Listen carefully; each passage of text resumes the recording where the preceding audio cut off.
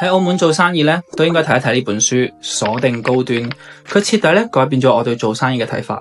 我覺得做老闆，尤其係澳門嘅老闆，都應該睇一睇。問你一個問題先：當生意差、競爭大嗰陣時，你會點做呢？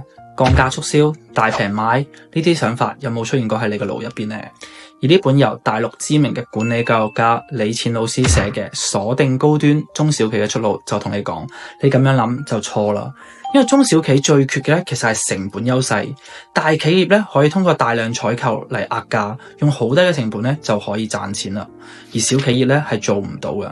咁小企業應該點算呢？答案咧就應該係要賣貴。根據200法則咧，你會發現啊，有大概80%左右嘅生意額咧係嚟自於你20% 嘅客人嘅。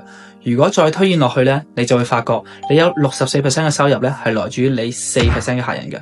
呢班客人咧係你最有支付能力，亦都係最有支付意願嘅客人。而你咧其實應該係要圍繞住呢4% 嘅客人咧，開發佢哋最需要嘅產品，產生加購同埋更高嘅消費。